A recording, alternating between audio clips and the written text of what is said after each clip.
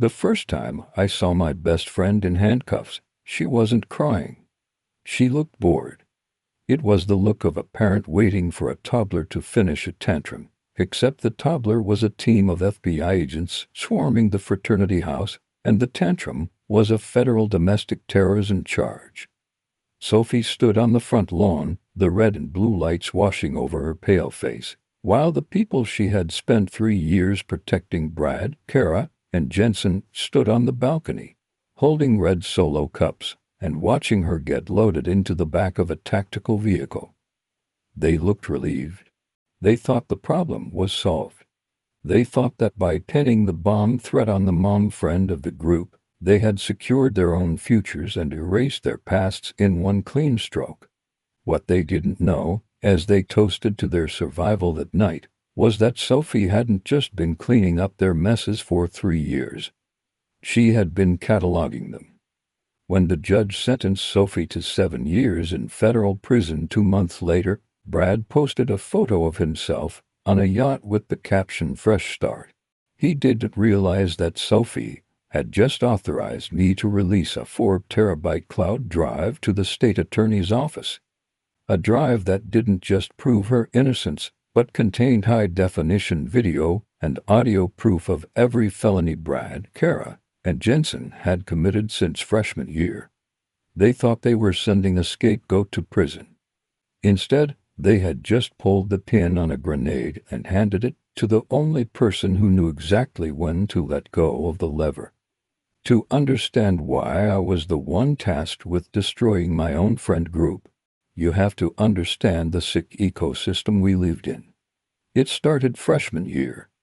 We were the it group on campus, mostly because Brad and Jensen came from money that could silence God, and Kara had the kind of charisma that made people want to be ruined by her. And then there was Sophie. Sophie wasn't rich. She wasn't flashy. She was on a scholarship, studying pre-law. She was the mon, the fixer. The one who held your hair back when you threw up, and the one who talked the cops out of writing a ticket when you were doing 90 in a 45. For the first year, it seemed symbiotic. We gave Sophie a social life, she gave us stability. But slowly, the dynamic shifted. It wasn't just about designated driving anymore.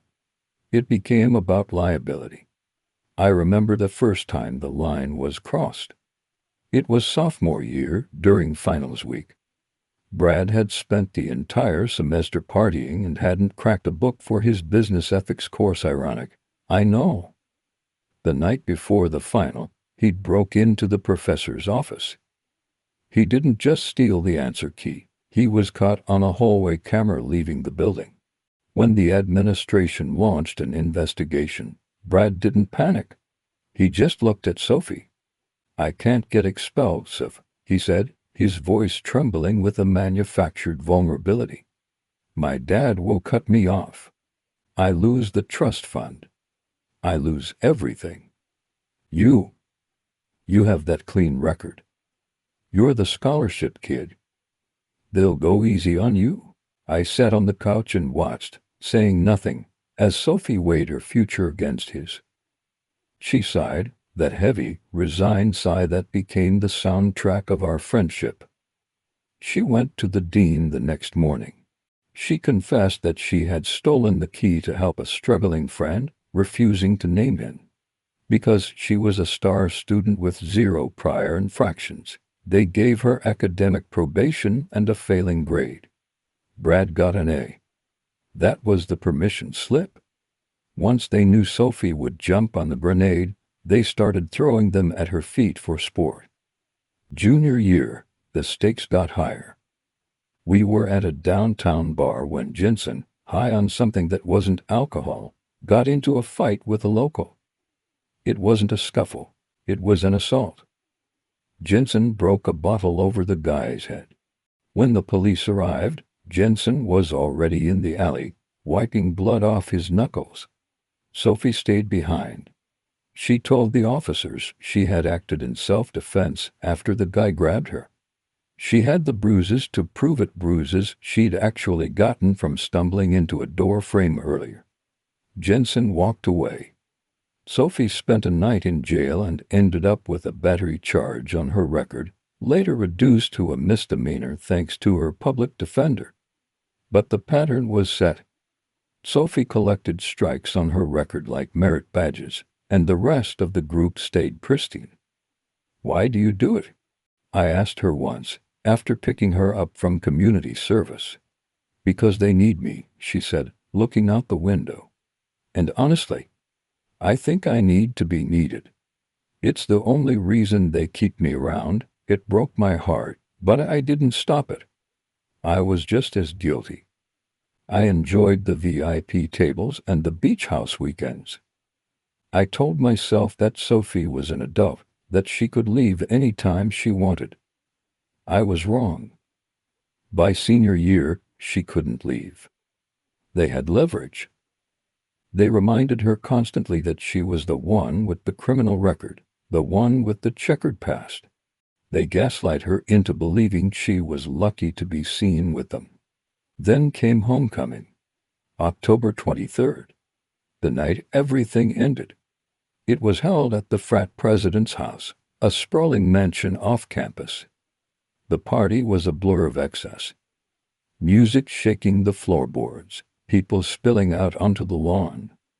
I had left early, around 11 p.m., feeling a migraine coming on. But the group stayed. According to the testimony and the footage I saw later, things went south around midnight. Kara had brought something illegal, a lot of it. Not just for personal use, but enough to constitute distribution. Campus security was doing random sweeps because of the game weekend.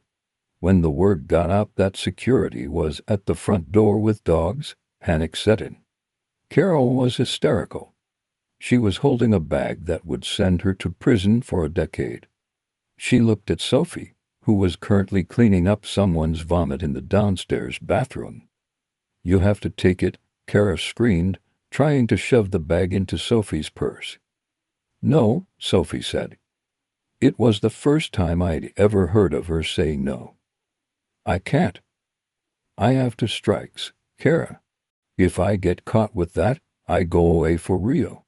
I lose my degree. I lose my life. I don't care." Kara shrieked. "My dad is running for Senate. I can't have this." Sophie pushed her away and went back to cleaning. She was done. She was finally done. The group, Brad, Kara, and Jensen, huddled in the hallway.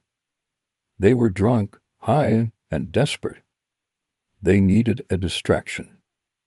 They needed to clear the house before the dogs got inside. That's when Brad had the idea. A brilliant, horrific idea. "We need to clear the building," he slurred. "We need a threat." They saw Sophie's phone sitting on the bathroom counter.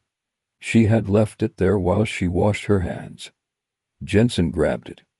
"Don't," Sophie warned, turning around. Brad blocked her path. He was a linebacker, twice her size. He just smiled. "We're saving you, Soph. We're saving all of us." Jensen unlocked the phone. He knew her passcode because she'd given it to him to change the music earlier. He navigated to a spoofing app, but in his intoxicated state, he messed up. He sent the threat directly from her number to the university text tip line. "There is a pipe bomb in the Alpha House. It goes off in 30 minutes. Everyone dies." He hit send. Then he wiped the phone down with his shirt and dropped it back in her purse. "Run!" Brad yelled. "Police!" The chaos worked. The house evacuated in seconds.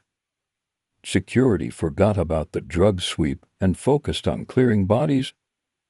The group bolted out the back door, disappearing into the night. Sophie, confused and disoriented, was the last one out. She walked right into the FBI. Domestic terrorism threats aren't handled by campus rent-a-cops. The response was instantaneous and overwhelming. They tracked the ping to her phone instantly. She was tackled on the front lawn, her face pressed into the dirt, surrounded by men with assault rifles. She tried to explain. She told them to check the cameras. She told them to test her hands for residue.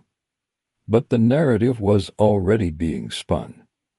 While Sophie sat in a federal holding cell, denied bail because of the severity of the threat, Brad, Kara, and Jensen were giving statements. They didn't just stay silent. They buried her. She's been unstable lately, Kara told the detectives, wiping away fake tears. She's been obsessed with how much trouble we get in. She said she wanted to teach the school a lesson. She has a history of violence, Jensen added, citing the bar fight where Sophie took the fall for him. She has a record. We tried to help her, but she's dangerous.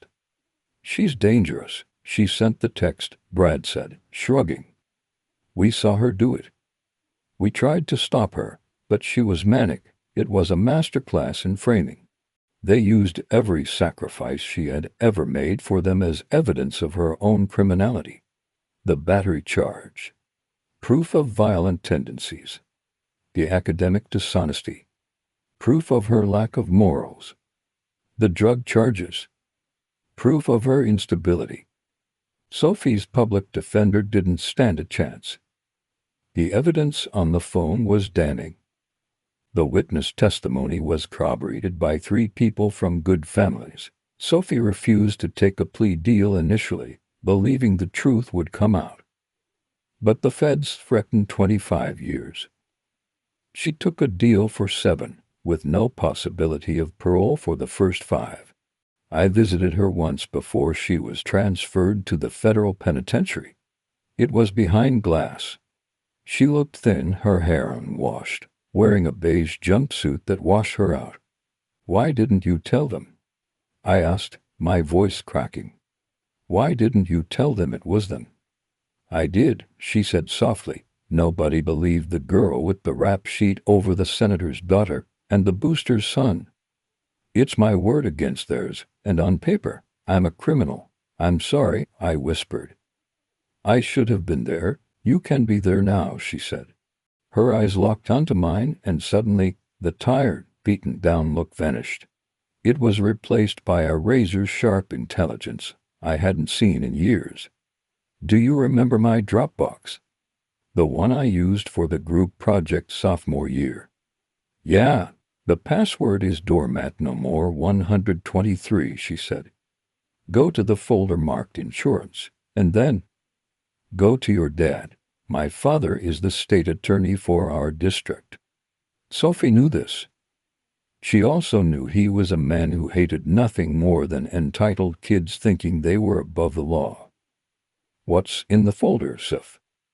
She smiled, a small, cold smile. Everything. I went home that night and logged in. My hands were shaking as I typed the password. The folder opened. It wasn't just a few files. It was a library. Sophie had been wearing a wire. Not literally, but practically. She had audio recordings of every confession. She had screenshots of group chats they thought were deleted. She had video taken from her phone, propped up in corners, recording the crimes she supposedly committed. I clicked on a video file dated from the night of the bar fight. The angle was from a table, looking up. It showed Jensen smashing the bottle over the guy's head. It showed him wiping his hands. It showed him grabbing Sophie by the shoulders and saying, "You take this, Soph.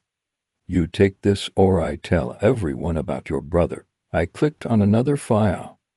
The homecoming party.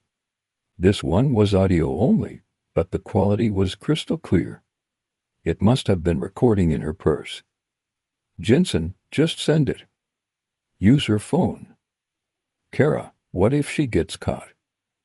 Brad, who cares? She's got a record anyway. Nobody will miss her. She's the help, Kara.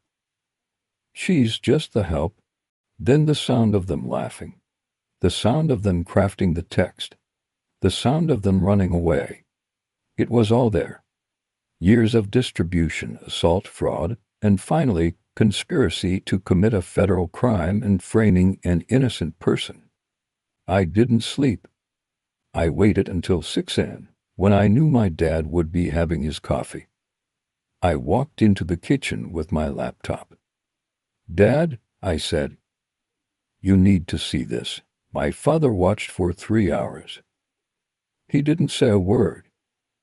He just drank his coffee, his face turning a shade of red I associated with his warpath mode. When the homecoming recording finished, he closed the laptop gently. "Is she in Victorville?" he asked.